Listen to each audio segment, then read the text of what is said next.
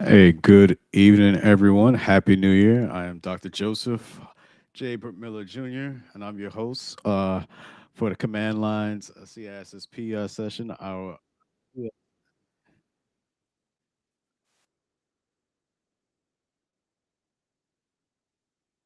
there we go.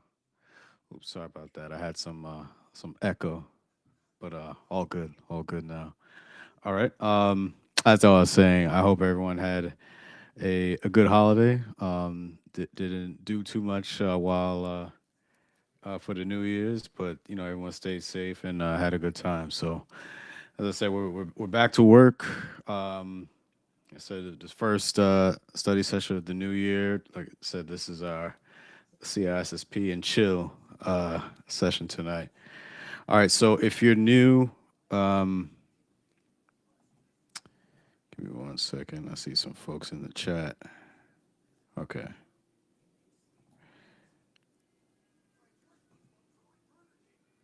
Okay. All right. Yeah. If you are new and you are not part of the command line community, definitely join us on Discord. Um, those, if you're around, if you could follow me on LinkedIn.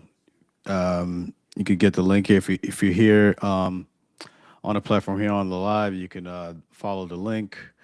Follow us on YouTube as well. But again, if anything, if you need assistance getting on, let me know. I'll send you the appropriate links to make sure we'll get you squared away. Also, you can save some money for your study prep using Pocket Prep, as Talawa Cyber is a partner, has partnered up with Pocket Prep. So you use that link, you'll save about 10% off your subscription. So to make sure you get prepared for your next certification. All right, so we'll go ahead and get started with this. And here we go. First question: If If anti-malware software looks at the characteristics of code and how it may interact with the system looking for suspicious behavior, what type of detection is most likely being used?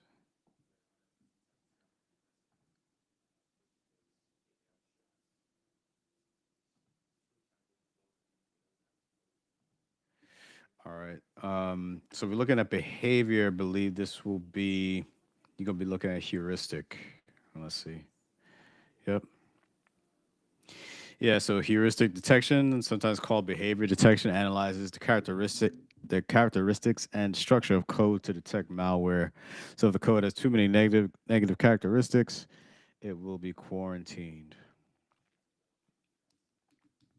All right, so Mara is planning a security test for a new server that was recently put into production. She's evaluating all the factors that might affect how the vulnerable or open to attack. Following, what is the least significant factor for Mara to consider?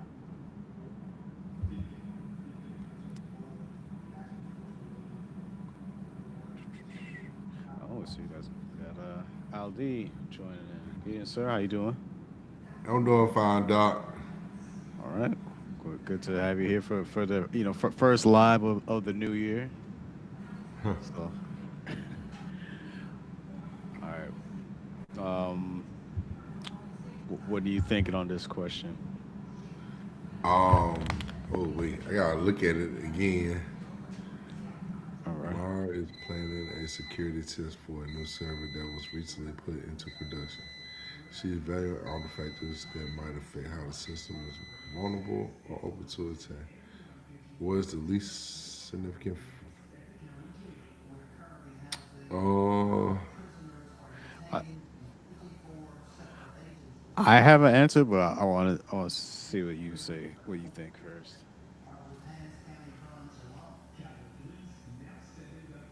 vulnerable or open to attack. All Oh, right, so okay. First, now I'm gonna change my answer because I just realized it said least. So other yeah, following the says, least what is the significant least factor. significant factor for Mara to consider? Because I was gonna go with alpha. Yeah, but that's high on the list. Yeah. So That's I just high, and realized I just realized criticality is high. I said they want least. Now I'm looking at D, the availability of testing resources. Yeah, I don't know if that's a significant factor. Yeah, I would say Bravo and Charlie higher than Delta. yeah, yeah. I looked at. I had to look at it again because in each one was saying on the system. Oh, Oh, it's Charlie. it was uptime. Yeah, what is I would have thought significant uptime. factors? Wow. Because I figured uptime would be higher because that you're talking about the availability of a system. That's what I So let's was see thinking what. too. So they said the lowest on the list of concerns out of these four is the uptime of the system. Just because Mara is planning and looking for vulnerabilities at the moment. Security tests Oh are yeah, okay, yeah yeah. And now that does make sense.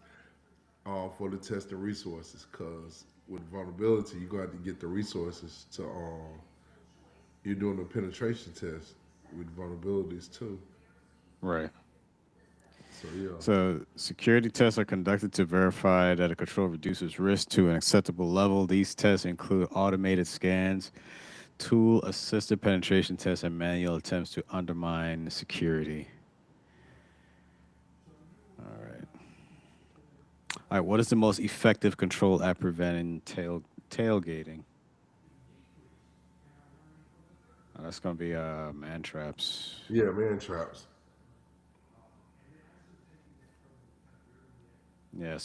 So these they force individuals into a small room with the ingress and egress doors before the person can exit.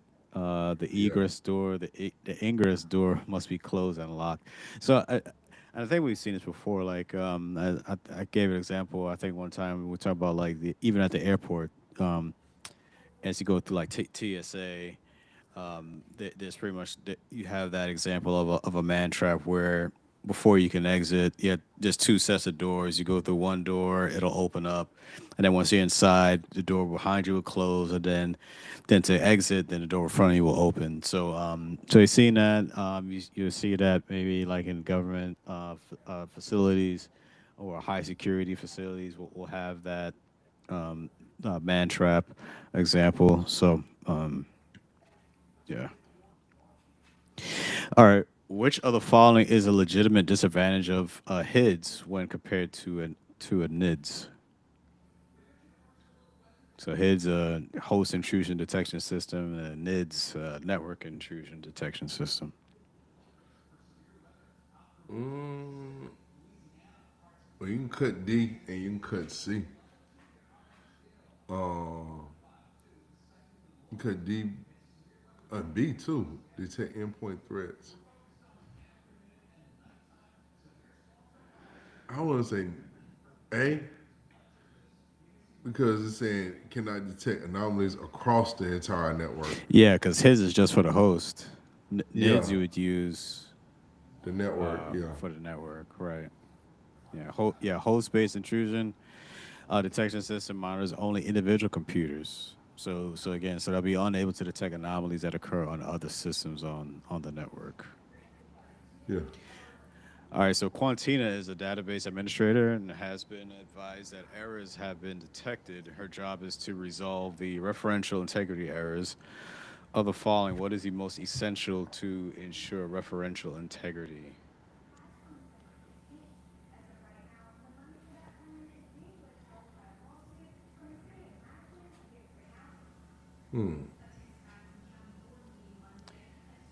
I'm gonna say foreign key.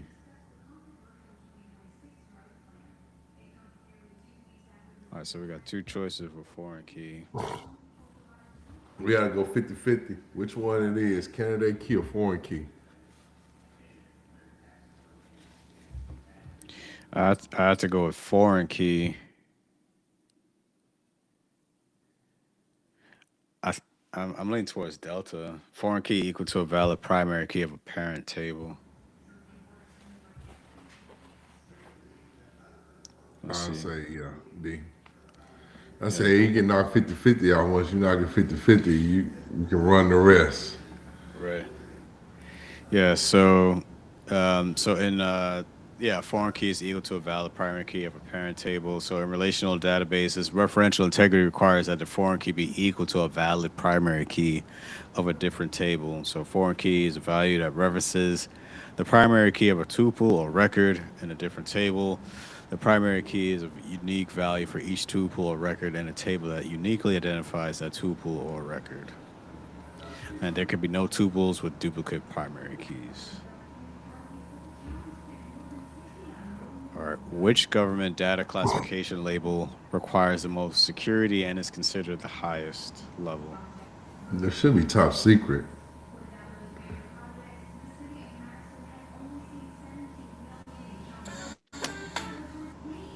So it requires, Government is the most. It requires the yeah, most security. Consider, yeah, I would say yeah, that's top that's hey, secret.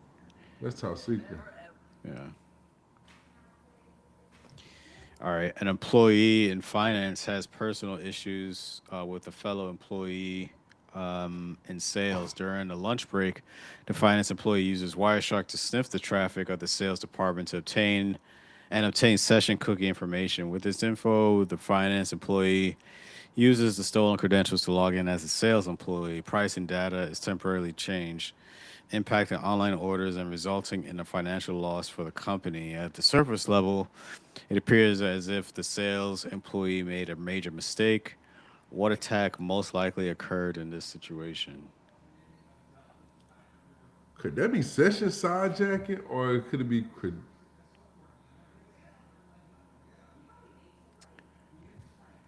They ain't privileged escalation because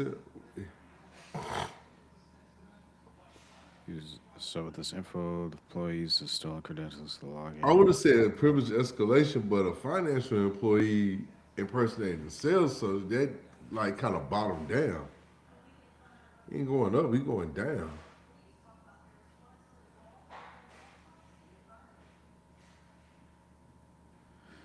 I don't, I don't think this is alpha. No, I think yeah, I fall out of it because it's a data. That would deal with more database. So that Yeah, so they said with this info, the financial employee uses the stolen credentials to log in as a sales employee. Pricing data is temporarily changed, impacting online orders.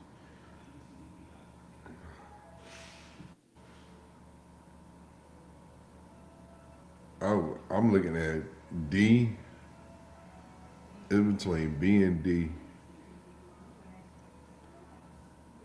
Why wouldn't you think Charlie? I'm looking at Charlie because it's the because see because this person doesn't have access to, um, yeah you know what I mean. So yeah it could be C. But I know Sister Sidejack is also was on my list too. But yeah, let's go with C. ah, Was Sister Side. you were right. You were right. All right. So Only reason I sessions. was so iffy about privilege escalation, um, it was going side by side. Like if It was like a it was lateral. in, It didn't really yeah, escalate to, yeah. No, you're right. Yeah. Yeah, and it says it here. Per escalation didn't occur because so that this type of attack typically involves moving from one security level to a higher level. In this example, move from the finance department of sales was not necessarily an escalation in the privilege of a user. yeah. And the session sidejacking, this is more in line with that. So it occurs when an attacker steals credentials, sniffing the traffic of other users who are also on the same network as the attacker. So, yeah. All right. Jim is a system administrator for a bank. The bank uses a single sign on technology that uses a key distribution center. Of the following, which SSO technology is the bank most likely using? If you're doing a KDC, it'll probably cover us. But then he also doing the single sign-on technology. But if you utilize a KDC, it should be Kerberos because you're dealing with ticket grant. The KDC deals with ticket grant, ticket, and ticket grant server, and I'll go with C. Might be wrong. Yeah. The only one I was looking at was OpenID because of SSO, but um, yeah, so yeah, Oh, that yeah, was all OpenID right. is That was another cloud-based SSO technology, but again, there's no KDC. Yeah, there's no KDC yeah. with OpenID. All right. Host Alpha sends a transmission control protocol synchronized SYN packet to host beta, and host beta receives and responds by sending out a synchronized acknowledgement or SYNAC. After host Alpha gets this, it responds with an acknowledgement or ACK. What is the interaction called? Is that ATCP SYNAC process, or No. is it No. three-way handshake, or is Yeah. C three-way handshake? Yeah. Yeah. I don't even think. Yeah. I don't even think that's the actual name process. Yeah. Handshake. Three-way handshake. All right. HIPAA stands for which of the following? Uh, That's going to be Bravo. Bravo, Health Insurance Portability and Accountability Act. Yep. All right. Sanita, a bank IT, excuse me, a bank's IT manager is building a gateway to a virtual private network between two IP-based networks from a local branch to headquarters. She must ensure the confidentiality of data and keep the bank's internal network topology secret. Of the following VPN technologies, what would be the best option? Will it be A or will it be C? I'm thinking A.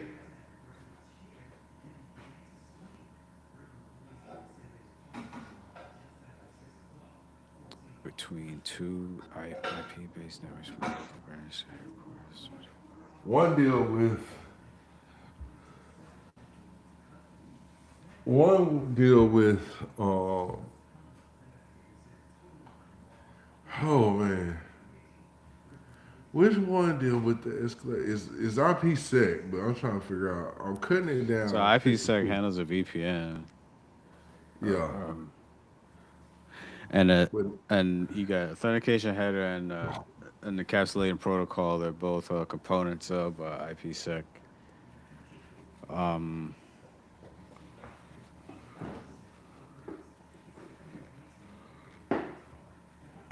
one of them, I think it's the header. Might be wrong.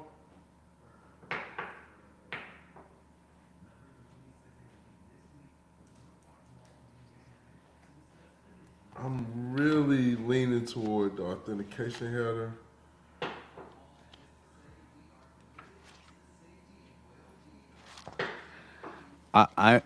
I'm looking at Charlie because given it has to travel, um, but I mean the alpha could be correct, but I'm looking at Charlie as well. It was Charlie. About That's the 60% sure. But let's see. Yep. yep. I knew it was between one of those two, Yes. but I have to find out what authentication. The authentication header deals with one end, and then So the authentication header provides the integrity of the packet and adds an AH header. This includes authentication for each packet, but no encryption. The ESP, or encapsulating security protocol, provides the confidentiality of the packet and adds an ESP header. This provides limited authentication for each packet and encryption of the original packet. so authentication will probably deal with header. Okay, so the escalation, the payload deals with the confidentiality. Authentication header deals with the integrity. Hmm. Yeah. All right, I have to RAID is remember most that. commonly used to ensure which of the following. What choose the most complete answer that applies to all versions of RAID.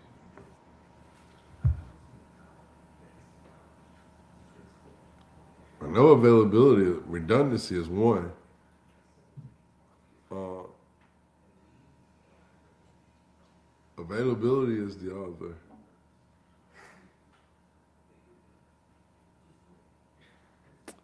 I'm Um, trying to think of what's.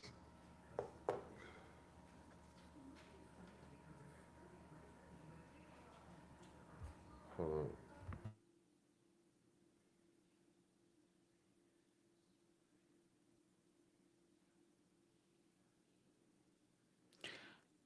oh man, I think it's between Charlie and Delta. Yeah, that's all. I know redundancy is one. I know that for sure.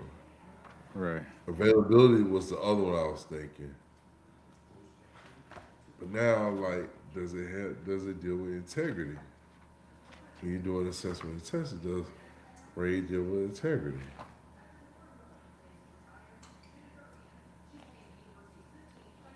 All right. But it said the most complete answer. Uh,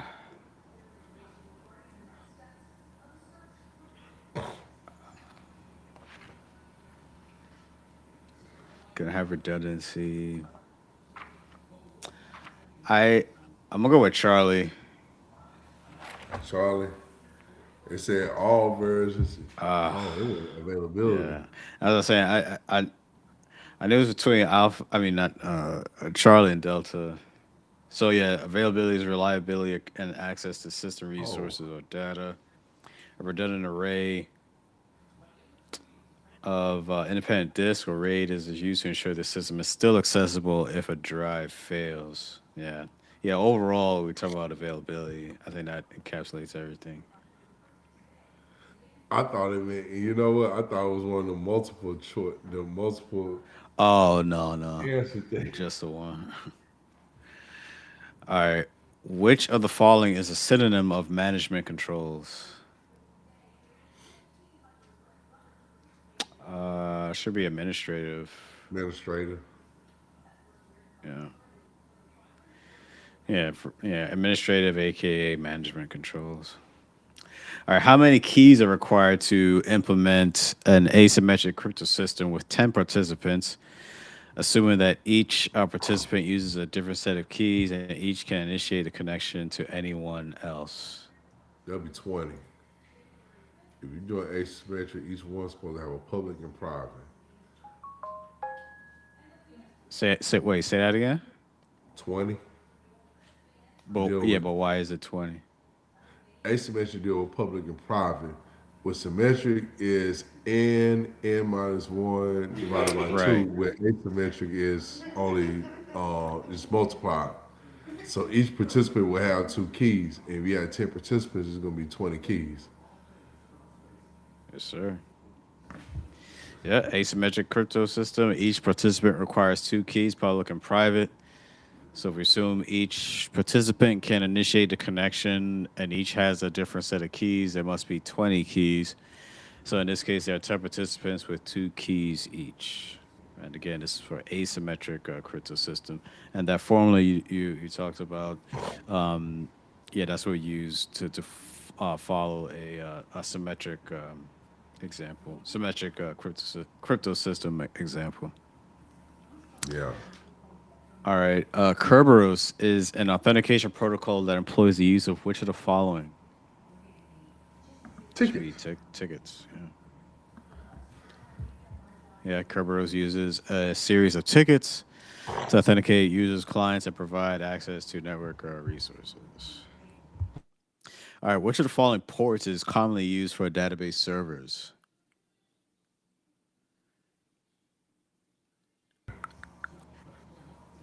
All Database. right. That should be Bravo. I think Bravo. Charlie's printers. 443 is HTTPS. 23 is Telnet. It has to be Bravo. Premise. Yeah. Yeah. B. I was trying. When you said print, like Yeah, what is HTTP runs on? Yeah, 443, Telnet 23, SNMP. Oh, Simple Simple network. Network. Gosh, what does SNMP stand for again? Okay, so I was incorrect. It's a, But SNMP runs on 161 to 162. Either way, I knew that wasn't a database server. yeah, database. Yeah, I was gonna say UDP. That's wireless too. Yeah, so the Microsoft SQL Server operates on TCP ports 1433 and 1434. All right, which of the following is not a valid operating system process state?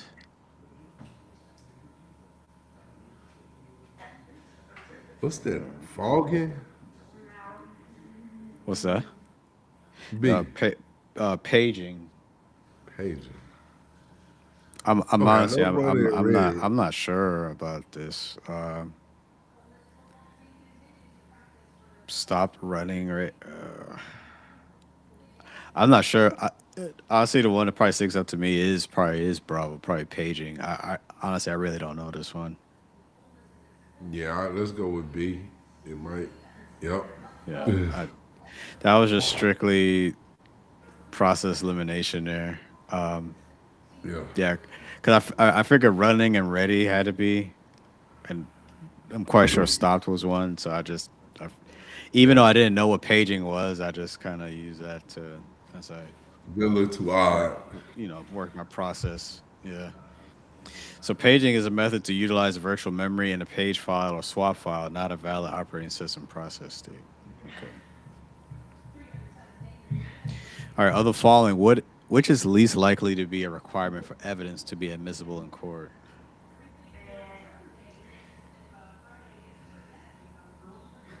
Which is least likely Oh to be wait. a requirement for evidence? The least. Alpha. Well, I know B is the evidence is relevant to the case. Yeah. Yeah. And D is on there, so now I'm down to A and Alpha B. doesn't have to be a Yeah. requirement. It could. You don't have to be a Qualified. professional. You know. Yeah, it doesn't have to be collected by law enforcement or even a qualified individual to be admissible. However, it needs to be collected carefully. So that's where the chain of custody comes in. So as long as this is processed properly, going through that chain of custody process, then you should be good to go. All right, the DevOps approach focuses on three components to help decrease the time required to develop, test, and deploy software changes. Of the following, which is not a standard component of the DevOps model?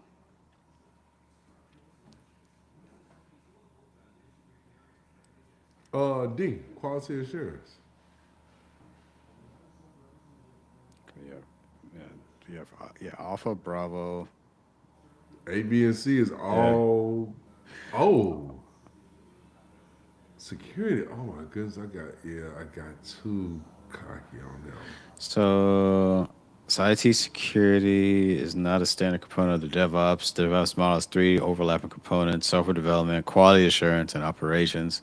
Oh The man. DevOps model closely aligned with the agile development approach, aims to dramatically decrease the time required to develop, test, and deploy software changes. What is not part of the what is not part of that is the security of the IT environment. No, because I was thinking that one was good because I was thinking of DevSecOps. Yeah. And you know So what? I was I thought thinking that's that. what it was Yeah. talking about. Sorry, go ahead. What you want to say? I said, yeah, I got too cocky and quick on that one. Yeah, we can't do that on this test for sure. Yeah. All right, what is the most effective control at preventing piggybacking? I think we had a similar question. Um, it's gonna be Bravo. It's the same Double door concept. installation. Yeah. Yeah, so double door man traps. Yeah, it's same concept. All right, PHI is most relevant to which of the following regulations? HIPAA. Yeah, the protected health information. Yeah, PHI. So healthcare data collected by healthcare providers and their business associates is protected under the Health Insurance Portability and Accountability Act, or HIPAA. All right, so Acme Inc. is beginning to define standards for its information security program and struggling to find detailed references that can help it provide security configuration teams can use to ensure systems are sufficiently hardened and meet minimum requirements. Which of the following is the best solution? Would there be guidelines? Well, I know it's not procedures.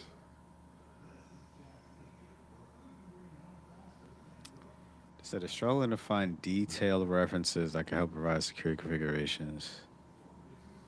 No, it's not going to be. I think it's going to be procedures. You think it's gonna be procedures? Detailed references that can help provide security configuration teams can use to ensure systems sufficiently All hardened. reason I wasn't thinking procedures because procedures are more like instructions, and nothing on here And says. I think that's what they're looking for, because it said they're looking for because I think guidelines are more like suggestions. Like they're not they're based off best practices, but they're not necessarily enforceable. I'm trying to find the best way to describe it. I I believe this is more tied to procedures. Well, we can go with that. Define standards. Let me check this one more time. Define standards for information security programs. Struggling to find detailed references that can help it provide security configurations teams can use. Or, oh, to meet minimum, it might be baselines. I was thinking that too. Could have said to meet minimum requirements. Requirements. It might be baselines. Yeah, I can go with that. Baselines. Yeah, Yep. They will. yeah. I would have been upset if we got this wrong, because um, but yeah, baselines are reference points used for system security configuration. It's important. This is important in establishing consistent security standards across the entire organization. So any systems that do not meet the baseline should be taken out of production and patched to meet the baseline security level. Yeah. All right, Jim signs a document using a unique key assigned to him. Of the following, which best describes the purpose of signing the document? No repudiation. Yeah, unique key. You can't dispute that it came from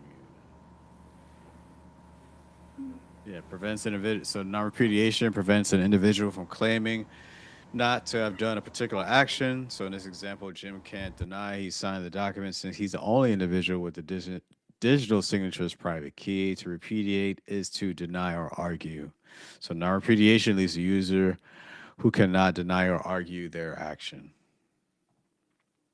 All right, which of the following is least likely to be included in the phases of a penetration test?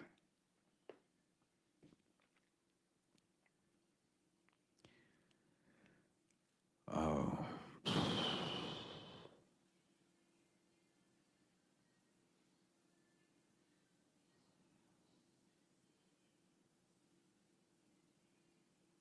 so you're gonna have Bravo, Charlie for sure.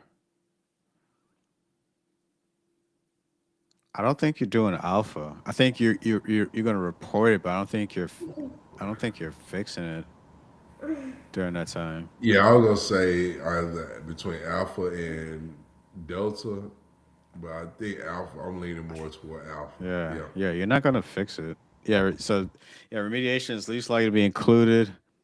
While it's important, it occurs after a test has been done. Right? Yeah, you're not gonna do it while you're conducting a test.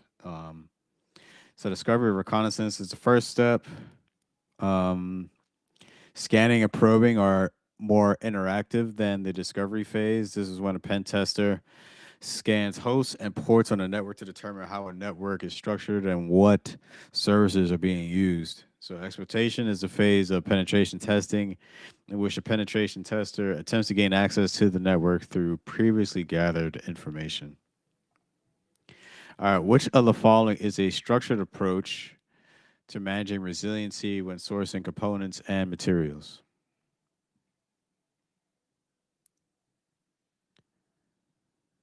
Oh,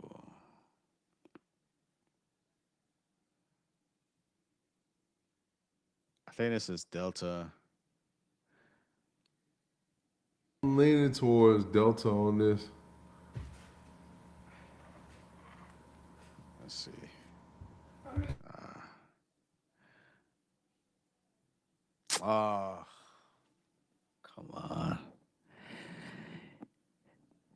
That makes not, looking at it, it makes perfect sense. Of course, supply chain risk management. We talk about sourcing components, materials, supply chain. That's exactly what it is. Supply chain. I don't know when I'm looking at it, it just didn't stick out to me that that was what it was. SCRM supply chain risk management.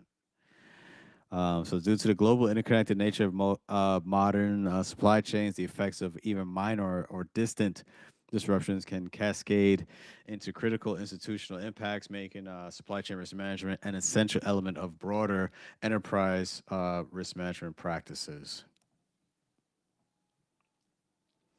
All right, so what law demands that personal information such as email addresses and internet protocol addresses need to be protected?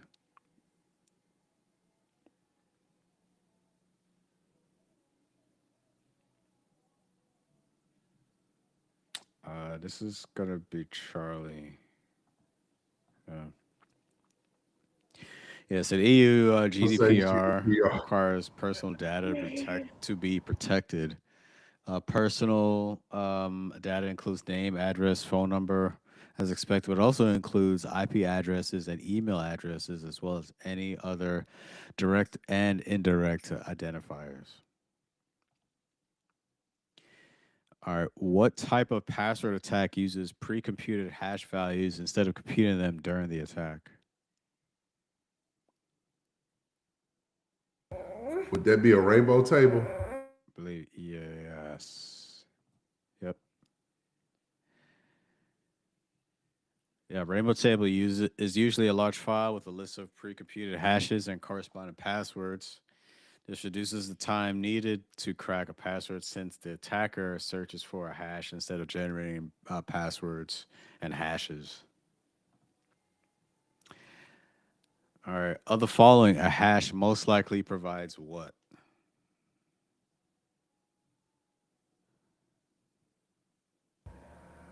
That one threw me off. We know his integrity. It's not going to be I want to say C. availability.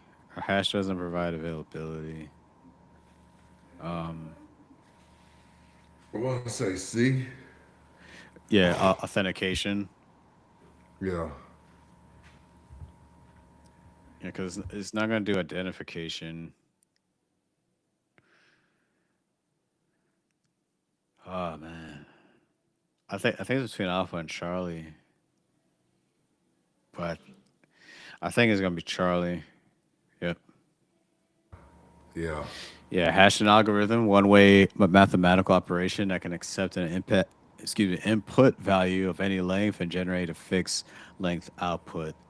The output cannot be mathematically reversed. Hashing algorithms are used to validate the files or messages integrity. They also use to store passwords. A password is hash, and an authentication service stores the output. The only way to reproduce the hash is to know the original value. Using hashing algorithms in this way provides for authentication. Let's see. We have someone join. Bronco, good evening. Welcome. Hey, hey. All right. All right. As defined within business continuity planning, a disaster is any event that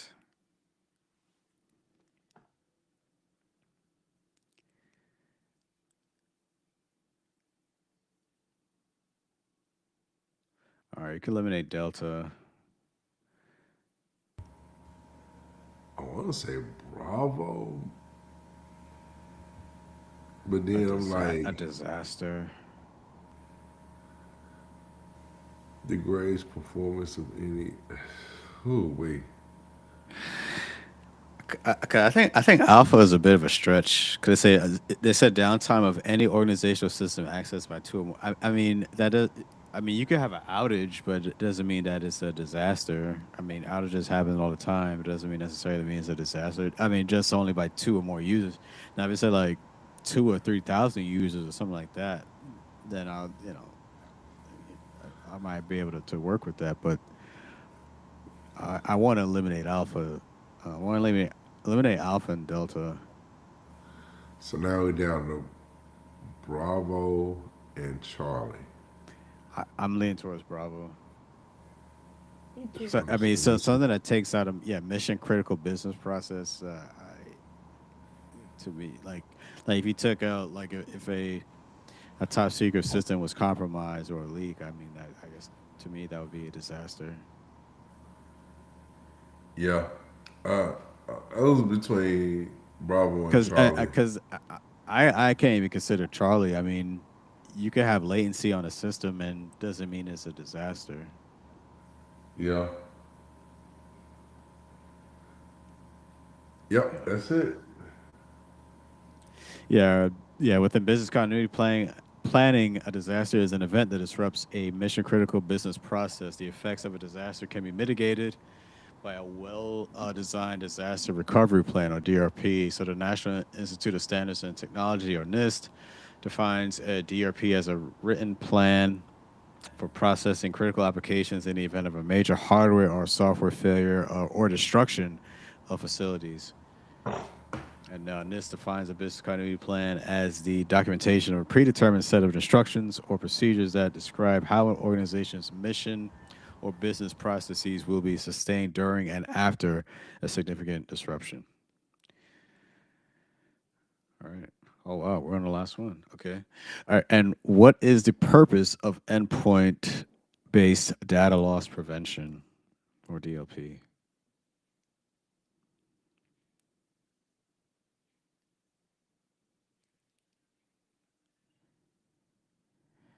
I'll say C. So, yeah, prevent data loss at the device level. Yeah, it could eliminate alpha. It's not that. To destroy data is decrypted. No. Bravo. You can eliminate a lot. Alpha and Bravo. Encrypt data no, it doesn't do that. This should be Charlie. Yeah. Yep. Yeah, endpoint based DLP involves preventing data loss at each endpoint, recognizing patterns or keywords. Additionally, it can be used to conduct an initial scan for potentially sensitive information on a device. An endpoint can be any logical or physical device that accesses or stores data. All right, let's see how we did. All right. Oh, look at that. 83. Look at that. So we only missed five. Okay. Curious the five we got wrong. I'm tired. That was the. Yeah.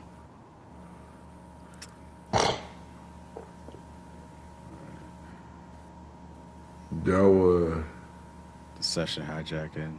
Yeah. I messed us up here. I led you astray on this one. Uh, it's all right.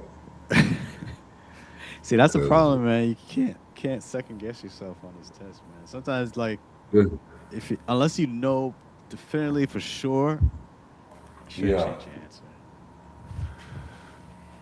availability. Yeah, that one. Yeah. I was thinking that it was those multiple. This was actually a good question because Yeah. wait, we're talking about what's the overall function of RAID? Because I think well, all these choices here, they talk about different components of RAID, especially when you go through the Yeah. different phases of it, or excuse me, different versions of RAID. But what they're asking for is they highlighted what's the most complete answer. What's the one that will encapsulate everything, and so at its base level, it will be availability um, as a primary function. That's the one I got too cocky on. Yeah, yeah. This should have been IT. Yeah, IT security. Yeah, I was thinking of DevSecOps, so that's why that stuck out to me. But um, but even then, but even with that, I think it's probably still a flawed reasoning because it doesn't even mention it in the explanation. And this I'm really upset about because I don't know why um when I'm looking at it, it just didn't stick out to me that this is supply chain risk management. I was thinking of something else. I don't know why, but yeah, because they gave you the hints in the question. Um, it says which are following is a structured approach to managing resiliency when sourcing components and materials. So yeah, that last part, sourcing components and materials, that's supply chain. Oh, So that's okay. another reason why it's good to know. You have to know these acronyms too. What they Yeah. mean. Because a lot of times that's half the battle. That's half the answer right there. What were the other options? Oh yeah, sure. So I had SOAR, and so I chose RFC RFC. 1087. I don't even know what that is. Yeah, so yeah, RFC recursive comment. Yeah, so it's the same policy published by the Internet Architecture Board, promotes responsible use of internet and characterizes five categories of activity as unethical. Considered to be a forerunner of many contemporary ethics policies. And okay, that was the last one. Okay. All right. All right. Well, I think this was a great way to get back into the swing of things as we start off 2026. Um, I'm looking to do some more. May change up the schedule a bit. So let me put this back up again as I see Bronco here. I guess Bronco, are you part of the command line community on Discord? Mhm. Okay, Yep. just making sure, just making sure, and Yeah. also too, if you use it, if you want to add Pocket Prep to your study arsenal, use that Mhm. link and you'll save some money on your subscription. So Okay. Okay. you could do that. I couldn't leave it up again. Let me You could see. hit that link and save some money on that for your prep. But Okay. cool. I definitely appreciate y'all coming through. Those following on YouTube. I try to get this out on try to get this sent out on TikTok, but they have way too many. Uh, it's gonna get done. It's just they have a much more complicated procedure to connect to their system. So I couldn't get it out to TikTok tonight, but Hmm. next time. All right. Well, that's all for tonight. I appreciate everyone coming through, and I'll look for more updates within the Discord, within the command line community on Discord. I'm going to do some schedule updates for this week, so look for more of that, and also find us on LinkedIn. We're on Blue Sky. We're on the TikTok, as I mentioned. We're on Threads. We're all over the place. So, All all right, all right, y'all. Well, have a good night, and Sounds good. all right. right, Hey, y'all Thanks see you have a for back good on night. Wednesday. you too. Thanks for your time. All right. All right.